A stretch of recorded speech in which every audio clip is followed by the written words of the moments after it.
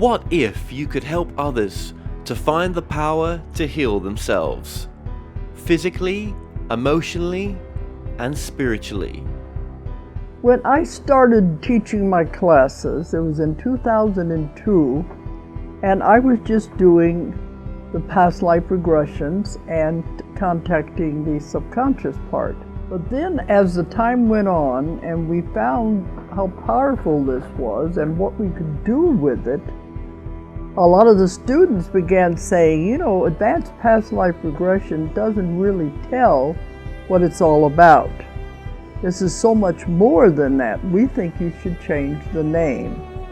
So it was a few years ago we decided to change the name to Quantum Healing Hypnosis Technique. And this is the healing technique that we've now been teaching it, well, since 2002, that's 12 years. What if you could time travel with them? Visit mythical places or angelic realms, other worlds, other galaxies. Help others to speak to their higher selves. You can. Dolores has taught thousands of people from across the world how to use QHHT, and now you can learn her method by going directly to dolorescannon.com. And don't forget to mention the discount code MORETALKS.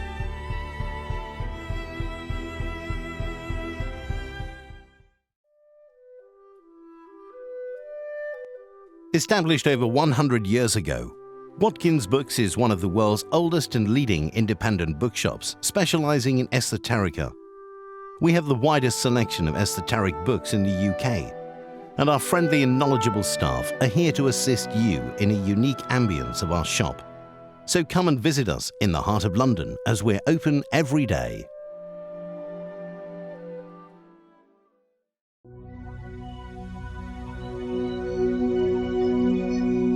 Does your book, film, resource, product, or business change people's lives for the better? Hi, I'm Jackie Lappin, founder of Conscious Media Relations, a unique boutique PR firm that helps you connect with your mind, body, spirit, and conscious lifestyle audience in a big way. We reach 3,500 specialty media and all the key mainstream outlets in the United States. I invite you to explore our radio media tour that connects to 2,600 personal growth radio shows. There is just nothing else like it. Come check out our website and read our rave reviews.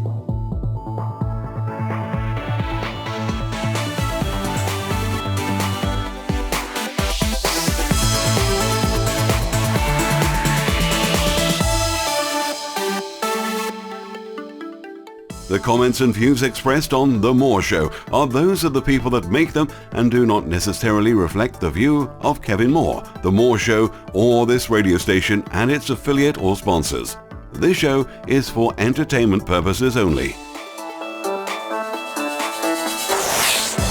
I'll be covering broadcasting from the UK and across the world online. You're now watching the UK's only alternative late night talk show. And I'm your host, Kevin Moore. For the next hour, I'll be covering subjects that will open up your mind and provide you with information you may have never heard before. On today's show, I'm joined with Dr. Susan Shumsky. Now, Susan has dedicated her life to helping people take command of their lives in highly effective, powerful, positive ways. She is the best-selling author of 11 books and more. A pioneer in the human potential field, she has spent more than 47 years teaching thousands of people meditation, prayer, affirmation, and intuition. Dr. Shumsky is a highly respected spiritual teacher, award-winning author, and founder of Divine Revelation, a unique field-proven technology for contacting the divine presence, hearing and testing the inner voice, and receiving clear divine guidance.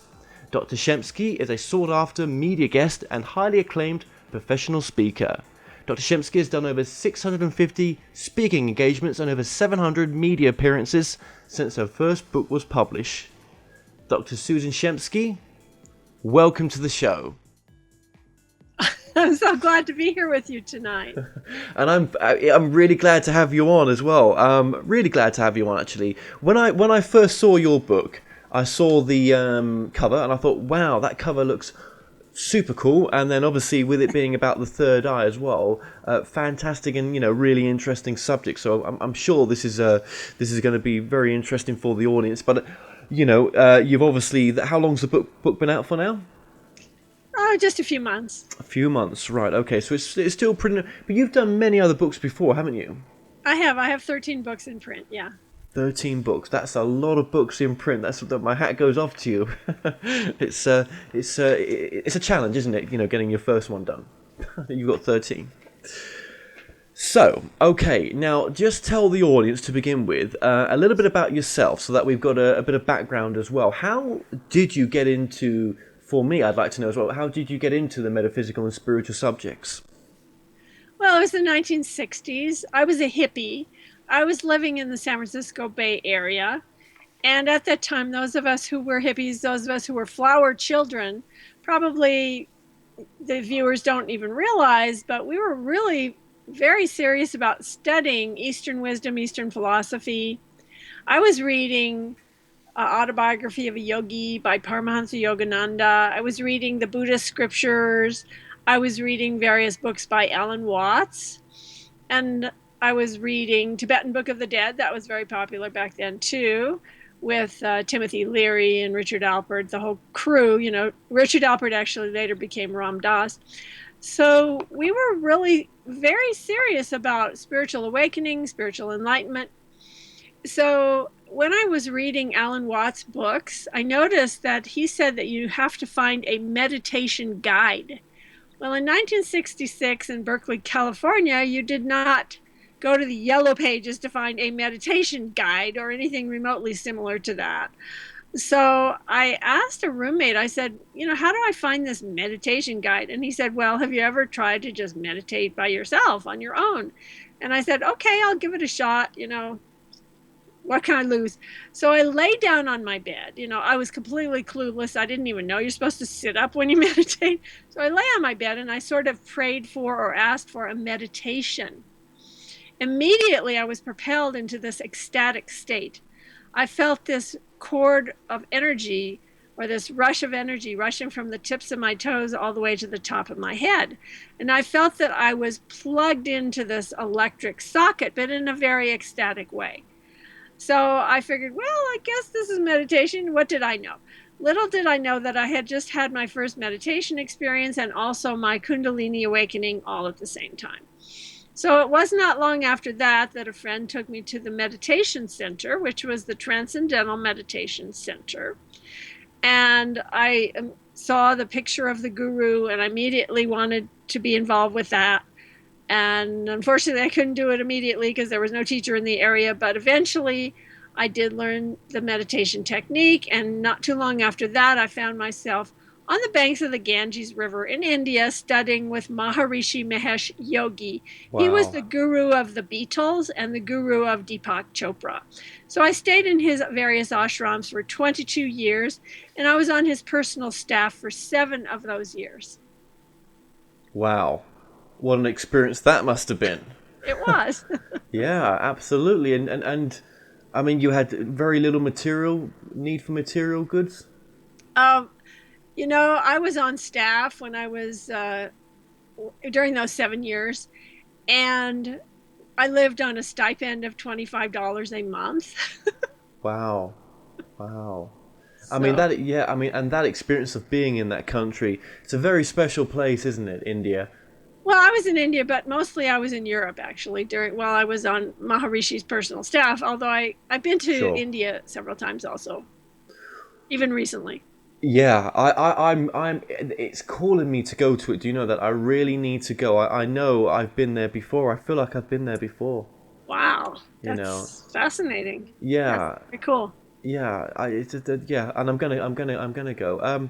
Yeah, so it's lovely to hear that you've been there and what it did for yourself. And have you always been psychic? Have you always had psychic or sensitive abilities?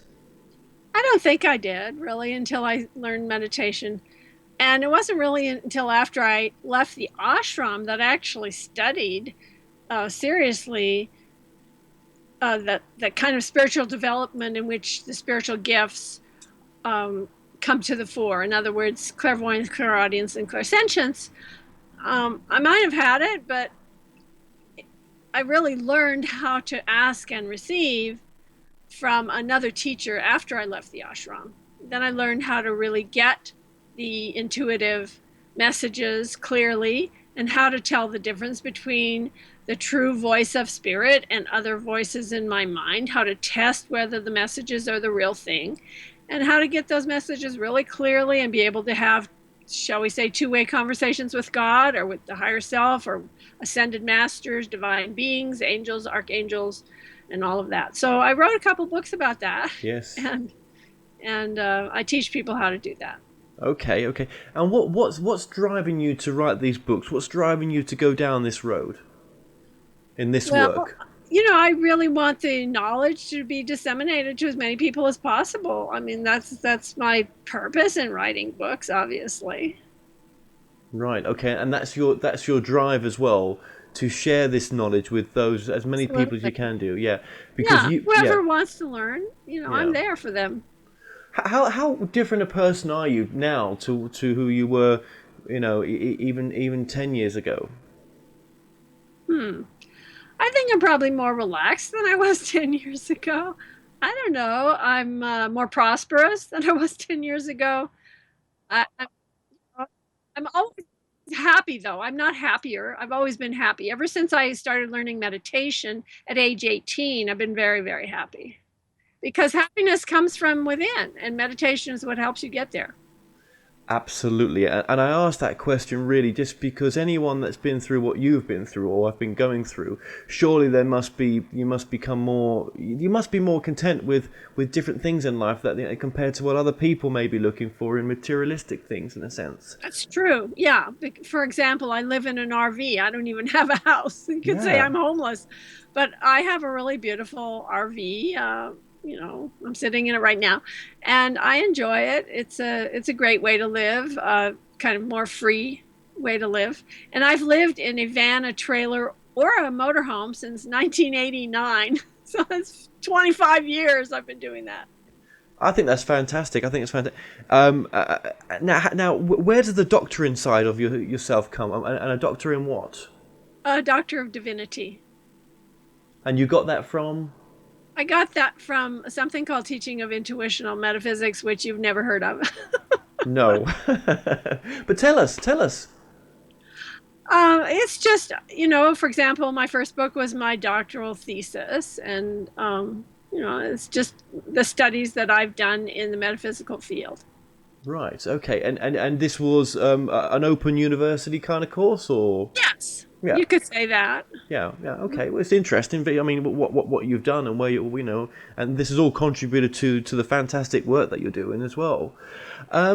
Okay, then. Well, let's get straight into it because we're here to talk about awakening your third eye, which is really very, very interesting. So you've been asked this question 1,000 times, but I'm going to ask you again: what is the third eye, and where is it located? Okay, so we have this gross physical body that we inhabit. But we also have a subtle body. And the subtle body consists of several layers. In India, they call them kosha. Kosha means sheath. So you have 5 sheaths that pervade and surround your physical body. And your physical body is one of those sheaths, actually. It's called the Annamaya kosha, which means the food sheath, because it's made of food, sustained by food, and becomes food for something else after you're gone. So that's the food sheath. But then you have another more subtle body. And in that subtle body, you have several layers. One of those is called the pranamaya kosha, which means your energy sheath or energy body. It's made of prana. Prana is life force energy. In India, they call it prana. In China, they call it chi. And in Japan, they call it ki. So you've got this life force energy that flows through this pranic body. In the ancient scriptures of India, it is said that when prana is in the body, that is what is defined as life. And when prana leaves the body, that is what is defined as death. So prana is what is keeping you alive. It gives you motion, it gives you heat. That's why when you die, there's no more motion, there's no more heat. Prana is what keeps you alive. And your pranic body is what is sustaining and maintaining your life force energy flowing through specific pathways in that pranic body. I'll get back to that in a minute. Right. There's several other sheaths. There's the mental emotional sheath, that's called the Manomaya Kosha. There's the intellect ego sheath, that's called the Vijnanamaya Kosha. And then there is the blissful sheath, or the causal body, and that is what is called the Anandamaya Kosha.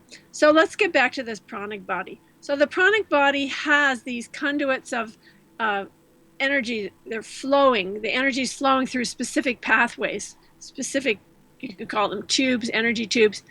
But these are all in your subtle body. They're not in your gross physical body. So if you were to dissect a corpse, you would not find any of these conduits. You wouldn't find anything. You wouldn't find prana. You wouldn't find what's called nadis, or meridians. In China, they call them meridians. And you would not find these plexuses where many of the nadis come together. There's these plexuses that are called chakra. Chakra means wheel. So you're not going to find those in your physical body at all. That's why modern medicine gives no credence to it, because they don't believe anything they can't see. But in fact, that subtle body is what's running your gross physical body. You would not be alive if you did not have this subtle body. And the chakras are these centers of energy. There's 14 chakras that I talk about in my book, The Power of Chakras. And there are 7 major chakras. The 7 major chakras are the base chakra, the sacral chakra, the navel chakra, heart chakra, throat chakra, third eye chakra, and crown chakra. So one of your chakras is called Agya chakra. That's spelled A-J-N-A, pronounced Agya, and that means command center. And that is your third eye. Your third eye is in the middle of your head, and it extends from the middle of your head to the forehead and to the back of the head. So it covers pretty much most of the brain if you take the Agya chakra and other components that are associated with Agya chakra. The actual seat of that chakra, the actual seat of the third eye, is in the pineal gland. The pineal gland is right in the center of your head. It's smack dab in the center of your cranium. So that is the real seat of the third eye. Right. So that's where the third eye. That's how the I guess the pineal gland is associated with it as well, which you talk about in your book, which is fascinating. And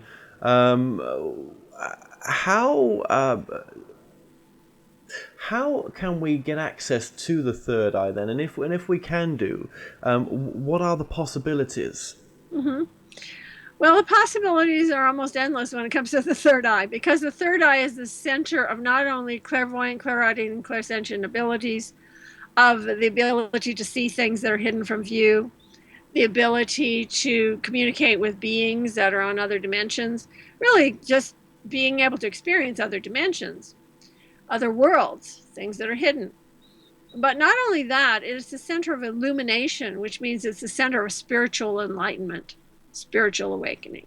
So that's the real, juice. That's the purpose of the third eye, is for you to awaken to higher consciousness.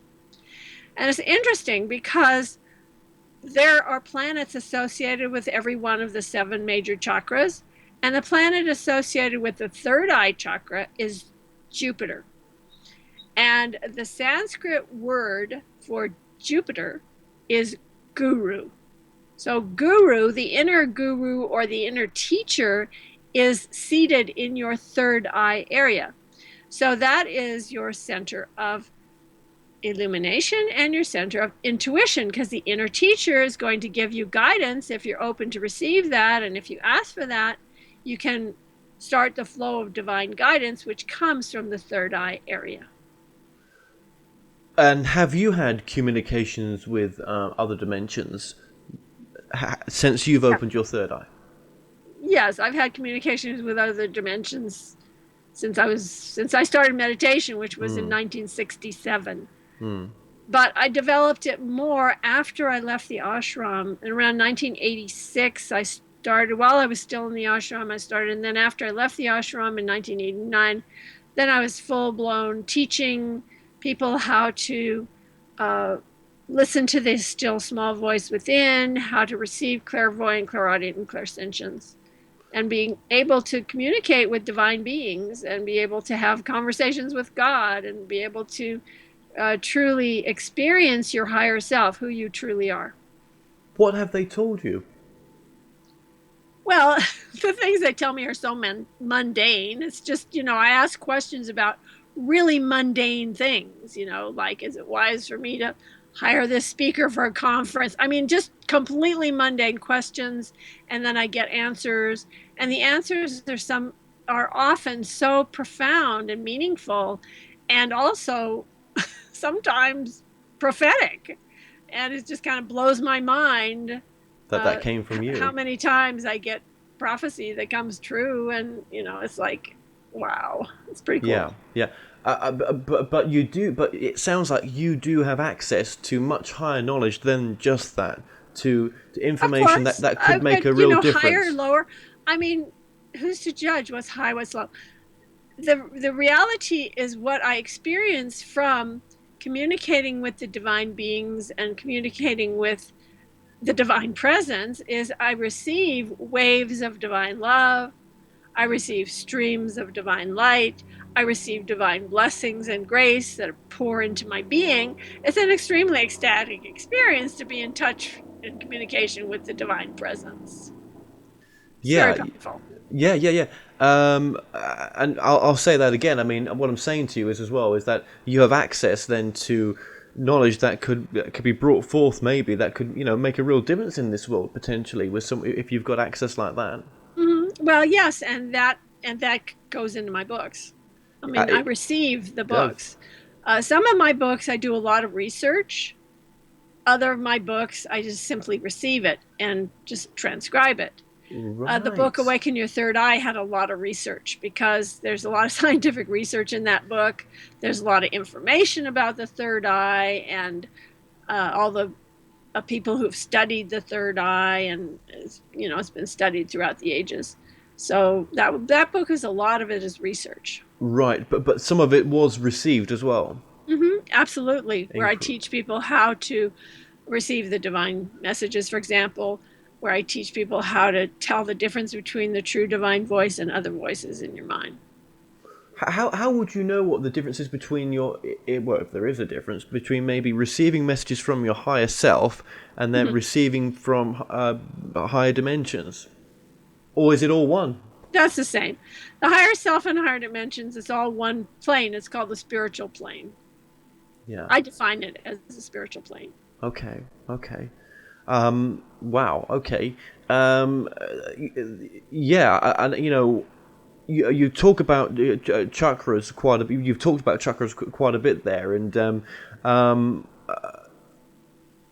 third eye is one of the chakras. That's yes. It's important to understand something about chakras, because if you want to talk about the third eye, you're talking about one of your chakras. You're talking about what we call the sixth chakra, or the third eye chakra. Some people call it the brow chakra. How do we know that these chakras actually are there? I mean, I know it's a bit of a silly question, but I mean, I just take on, with what other people are telling me there, but I've never really paid too much attention to my chakras.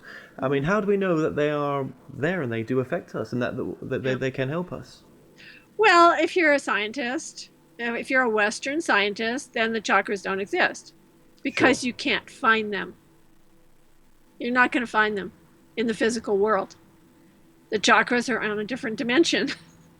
They are in your subtle body. Your subtle body is not this gross physical body. So if you don't believe in things that are invisible, and things that are hidden from view, things other than what you can perceive by your senses, then you're just not going to believe in chakras.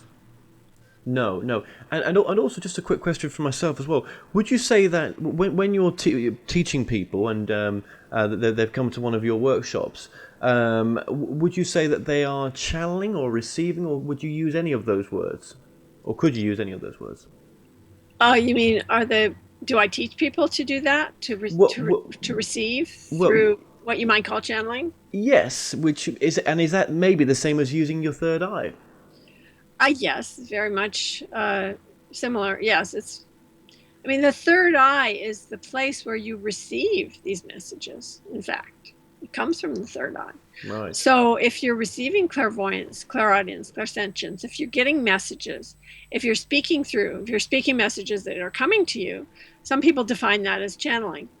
But the trouble with the word channeling is that there's many places you might be getting your messages from. There's basically 4 different planes of existence. One is the spiritual world, then there's the mental world, there's the astral world, and there's the environmental world. So you've got 4 places that the messages might come from. And the only place where you're going to receive true messages, where you're going to receive messages that are pure and coming from the highest source, is if you get your messages from the spiritual world. If you're getting the messages from anywhere else, would it just not be coming from love then? Love wouldn't be coming from pure divine love, no. Might be coming from some kind of love, but not divine love, not God's love. How would you, if it's coming through as and it's talking about some beautiful things? I mean, how would you know that it's not, though, coming from? That's a really important question, and that's the reason why I have an entire TED test system, which takes 3.5 hours for me to teach. So I can't really do it in an interview. I can't teach it in an interview, but no. In the book, Awaken Your Third Eye, those tests are there in one of the chapters of the book. Right. And they're also more extensively taught in a couple of my other books. One is How to Hear the Voice of God. Another is Awaken Your Divine Intuition. That's coming out in February of 2016. Yep. And another one is Divine Revelation, which is my very first book. And those books really cover it extensively, how you can tell the difference between that true divine voice and other voices. Because, who or what is giving you the message? Is it your wishful thinking? Is it your beliefs, habits, conditioning, brainwashing, things that you've been brainwashed to believe? Is it an astral entity, some lower being who's trying to give you a message and confuse you and perhaps manipulate you? Because there's a lot of different voices that can be speaking to you. That's the reason why people say, "Oh, you're hearing voices? Okay, let me give you this Prozac. Let me give you this pill and maybe put a straitjacket on you. You're hearing voices. Is God talking to you? Oh, well, let's just put you in this little padded cell. Yeah. But if you belong to a church, it's okay. You can go, my son. It's fine. I guess. Yeah. Very interesting. To me, it's like, oh God, why's it got to be so complicated? Can't it just be simple? It's simple. Can't it just be easy? Yes. If you are in a simple state of consciousness where you are truly in contact with spirit with a capital S, then it's very simple. The trouble is that we are not simple. We have been raised in a very complicated environment. We have been fed poisonous foods. We have been given drugs. We have been, we're not in our pure state. Maybe in some indigenous people might be in a purer state than we are, and they're more in touch with spirit with a capital S. So, we have to sort of let go of some of our baggage in order to be able to hear the divine voice clearly, but it is entirely possible. I know how to do it. I know how to teach it. The only trouble is, I got to tell you the truth, not that many people want to learn it. Oh gosh, just not interested. Yeah. Why is that? I have no idea. I don't know. I mean, it's the main focus of my life. It's the main piece of interest in my consciousness. I love meditation. I love to have sessions where I'm communicating with spirit with a capital S. It's extremely ecstatic. Those experiences are so ecstatic. They're better than any other high that anybody could possibly imagine. Yet people, I don't know, maybe they're afraid of it, or it's just not normal. It's not normal. You're a weirdo. But some people are so switched up. Yeah, but some people are so switched off even to their own arsehole that, they are so in their own box. They haven't, and they think they're so clever being in that box, and so know-it-all that there can be nothing else except for the reality that's presented in front of them. Yet, if they could only look out the window and see, that there may be a universe out there that's endless, it does open up possibilities. There is no wall to bump into. It's beyond our conceptualization. So we are not that clever, and there are other things much greater than just this reality. I do truly believe that when looked from that perspective. You're right. I will say this: I do love your work. I do. All the books that you've been talking about, they're on the screen now as well. Some of your past books as well. You're very, very, very interesting person. You really are, and very fascinating. And if people are listening to this, watching this now, go out there, check her out. There's something in what she's saying that resonates a lot with me right now. With and it's always good to have a different opinion, and you definitely do that. So it's very, very interesting. Well, keeping on your book then as well. Now, let's move on just a little bit here, in the sense that you do as well talk in your book about the third eye. It's also in our architecture as well. I mean, I think you could say it's even in the US dollar bill, maybe. It is actually. There's the all-seeing eye. It's actually the Eye of Providence. The Eye of Providence is on the back of the $1 bill, and it is found. Is found in the Eye of Horus. It's found in the all-seeing eye that the Masons talk about. It's found throughout the ancient world. It's found in Polyphemus, which is the ancient Cyclops. It's found there. You're going to also find the pineal gland. You're going to find the pine cone. The reason why the pineal gland is called pineal is because it's a pine cone. Right. And you're going to find the pine cone in the largest religious structure in the world, which is Cambodia, Angkor Wat. You're going to find it in the Vatican, in the court of the pine cone. You're going to find the staff that the Pope holds, has a pine cone on it. You're going to find the thyrsus, which is in ancient Greece and ancient Rome, was wielded by Bacchus and Dionysus. That's the same god. And their minions. They wielded this thyrsus, which is a fennel stalk with a pine cone on the top of it. So you're going to find the pine cone throughout the ancient world. You're going to find it in architecture as well. Yeah. When you see this kind of triptych, it's hard to describe it, but you're going to see it, for example, in the cathedrals, like Chartres and other cathedrals. You're going to see like three, a triple thing. There's an entrance, and then there's the side, and then there's like an eye above that. And that represents what we call the Ida, the Pingala, the Sushumna, and the third eye. Those are conduits of subtle energy that run up through your body.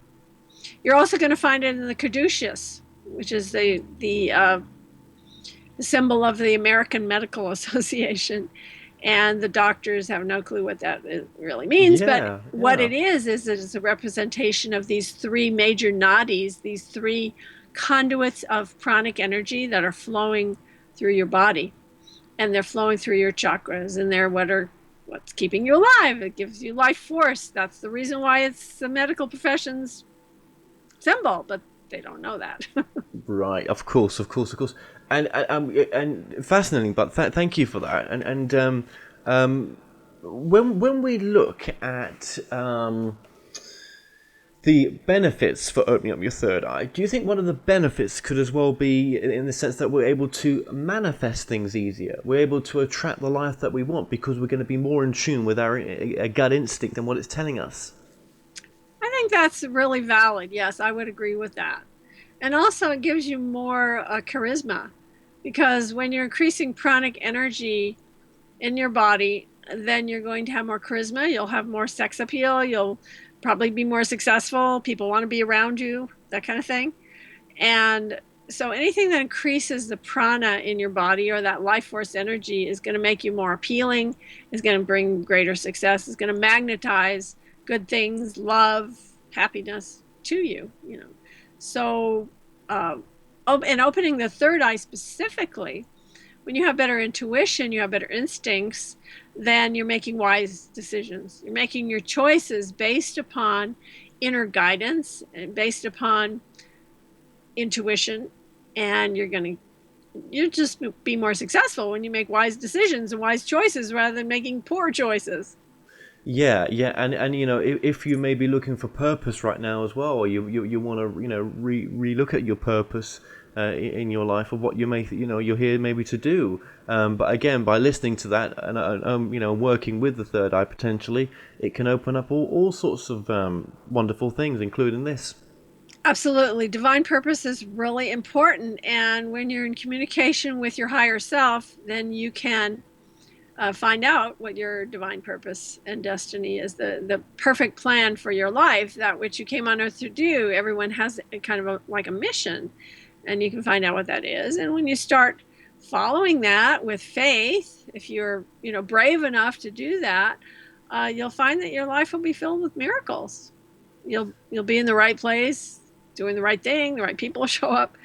Coincidences that are not really coincidental will be all over your life. So that's the advantage of being in tune with your higher self and your true purpose. What if someone watching this right now, shall I say, has quite a religious background, and they're curious about trying this out, but they're scared that it's going to go against their faith in a sense, or it's going to take them away from what they've always known in a way, or it won't do these things, will it? Mm-hmm. Well, let's see. Who would be afraid of doing that? All right, so let's just quote Jesus here. The light of the body is the eye. Therefore, if thine eye be single, thy whole body shall be full of light. That's just one quote from Jesus. You'll find a lot of quotes from Jesus that are extremely mystical.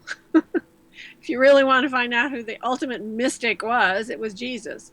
So, if you want to emulate Jesus, for example, if you're religious in that way, I think that developing and awakening your third eye is the best way to do that. I mean, developing your connection with God.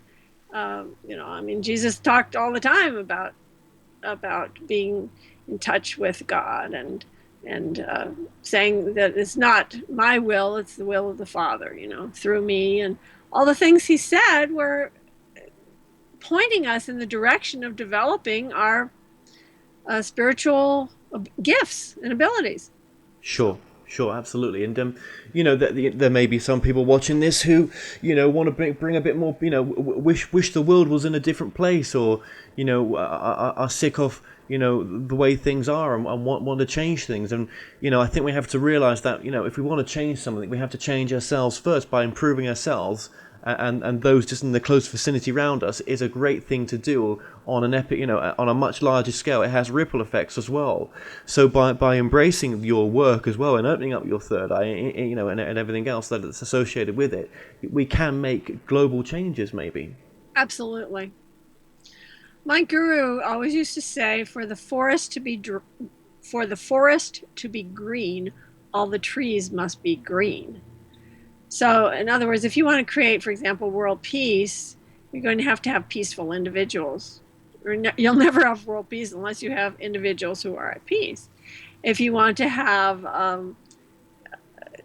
proliferation of wisdom and knowledge and people making wise decisions and reducing crime and reducing war and all of that, you have to have individuals who have that kind of philosophy, who don't want war, who don't want crime, who live an upright kind of life. If you have upright people, then you're going to have an upright society. You're not going to have these woes, these problems.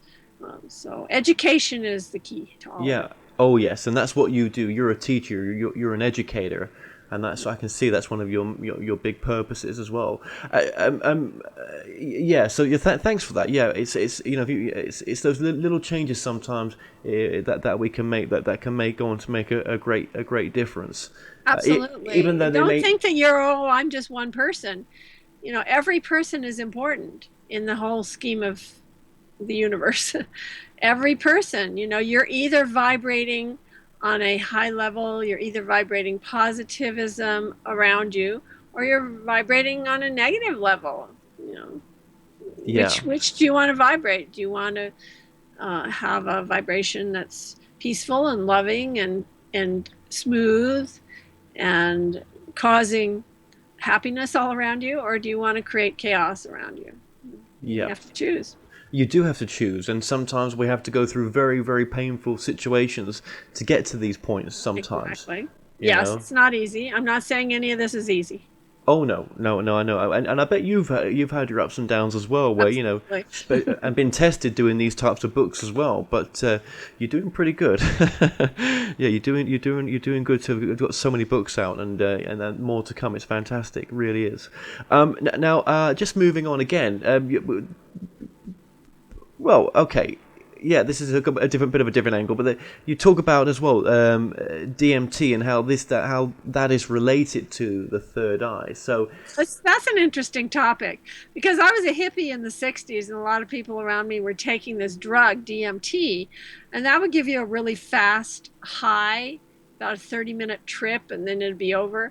But you'd experience all these other dimensions, other worlds, other beings, things that are hidden from normal view. So right now, the jungle of South America, the Amazon basin, has become a tourist destination for all the hippies, or I don't know what you want to call them, people who are going down to South America to experience something called ayahuasca. And ayahuasca is a plant medicine. It is a shamanic medicine that is created out of specific plants in the jungle and concocted into some kind of brew. And then the people are taking this, and the main chemical ingredient is DMT, dimethyltryptamine. So people are experiencing amazing kind of, they're opening their consciousness to other realms and so on by taking ayahuasca. I mean, been there, done that. I was a hippie in the 60s, we've gone through all that long ago. It was about 50 years ago that I did that. But in any case, people are discovering that now. And so there have been some researchers that are really interested in this sort of thing. And the main guy, his name is Rick Strassman, and he wrote a book called The Spirit Molecule that's about DMT. So he did scientific research. He's the head of the Cottonwood Research Foundation. And they decided they would do research. Well, they made a stunning discovery in 2013. They actually discovered that DMT is produced endogenously. That means self-produced, self-created. It is produced in the pineal gland of rodents. This is a stunning discovery. It's an incredible discovery. And the reason it's so incredible is because it proves that that there's something to the third eye, right? Because the pineal gland is creating melatonin, it's creating serotonin, but it's also creating DMT. And what that means is that the ancients were right, like Plato and Galen and the ancients of India and China and the ancient scriptures. They're all right. They're all correct. It's proving that third eye, that place in the center of the brain, is actually producing a chemical that gives these otherworldly experiences. So it's not just something we made up. It's actually real. That the chemical DMT, which is known to create experiences of other realms, other worlds, of things that are hidden from view, clairvoyance, clairaudience, clairsentience, all this, that it actually is produced in the pineal gland. Wow. Okay. That's very cool. Very amazing. That is. So if it's in a rat's biology, it's possible this is in the human as well, in the human brain. Yeah, I mean, they're mammals. Yeah. So are we. Yeah. That's the reason why all the research is done on rats. There's a reason why they use rats. Well, yes. Yeah, it might be a bit inconvenient. They're our cousins, in other words. Rats are our cousins. Yeah. What was your DMT experience like when you did it? Oh, I never took DMT. Oh, I thought you did. Sorry. Right. Okay. I took other psychedelic drugs. I never took DMT. Would you? I took LSD. I took marijuana. You know, back then. I stopped taking drugs when I started meditation. I stopped taking drugs in 1967. Yeah. I Yeah. haven't taken Yeah. any drugs since then. Oh no, I no. don't need to take drugs because, you know, No. meditation is going to give you a much better experience than any drug could ever give you. And it's not going to damage your brain cells. It's not going No. to kill your brain cells. No, and you do need those. They are handy. Your brain cells. It's really important to keep your brain intact. Yeah. And I don't recommend anyone take any unnatural substances. Would you I don't recommend? even believe in unnatural foods. I mean, So you wouldn't recommend anyone that wants a DMT experience? I would not recommend them to go to the Amazon or to take DMT. I would recommend them to learn meditation. Right. Right. Yeah. No, and I understand where you're coming from that actually you can, you know, have use meditation to get to that state. But Exactly. yeah, I suppose everyone's on their own journey, and we cannot judge. We cannot judge. No, and no, nor I'm are not we. going to judge anyone for doing No. that. I did it myself when I was a Yeah, teenager. exactly. But it led you down the path that you are on now. So everything happens for a reason, and I it believe so. yeah, it definitely did for yourself, definitely. With and you've helped a lot of people with the material that you've produced, and probably more than you know, probably. Now, what about processes to open the third eye as well? Just very briefly, I mean, we can use we're talking about meditation, but what about people that are used to just praying? What about praying to open up your third Yes, eye? prayer is one thing you can do. I even have a chapter on that in my book, Awaken That's Your right. Third Eye. Yeah, prayer is great. Speaking the power of your word, speaking your word in prayer, speaking affirmations and that sort of thing really helps you to manifest anything in your life. But also I have dozens of traditional ancient practices and modern practices, both in my book, Awaken Your Third Eye, to help you in a very practical way to awaken your third eye, to help you to develop your clairvoyance, clairaudience, and clairsentience. Clairvoyance meaning being able to see things hidden from view. It comes from the French clear seeing. Clairaudience means hearing things hidden from view. That comes from the French clear hearing. And then clear feeling, which is the clairsentience, being able to get like gut feelings and that kind of thing. Yeah, and that, all part of this bigger picture of connection, and all different unique ways to reach the same destination. Exactly. Now, there is, if I was to say, oh well, maybe I might not be able to open my third eye, or if someone was to say that to you, anyone should be able to do this. It's a sort of natural, God-given right, isn't it? It is. Yeah. It's natural for anyone to develop these abilities. If you have a desire for it, you can do it. It's really that simple. So what would be? I mean, I know we're running out of time here, but what would be some ideas of some exercises that we could use? Okay, so one thing you could do that's quite traditional is what they call Trataka meditation, which is gazing, candle gazing, gazing at a candle, gazing at the picture of a divine being, gazing at the stars or a star, gazing at the moon, gazing at the horizon, gazing at even a dot on the wall.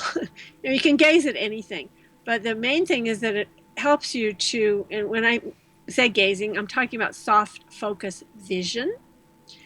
And what does that mean? Well, your eyes are converging all the time. You're seeing things in one point. However, there are two eyes, and in fact, you're seeing different images. Each eye is actually seeing a different image, but their brain brings those together. If you allow your eyesight to completely relax, you're going to see like double vision. And that is one way, with that relaxed eyesight, is a way for you to develop your clairvoyance specifically. Now, you can do that through mirror gazing as well. You can sit in front of a mirror and use soft focus vision as you stare at your own forehead, for example. Or you can do other various methods that will help you to open your third eye. There's something called magic eye photos, for example. If you get a magic eye picture, they're like all these different colors and different geometric shapes and stuff. And if you stare at it with a soft focus vision, all of a sudden you'll see a three-dimensional object pop off of the page.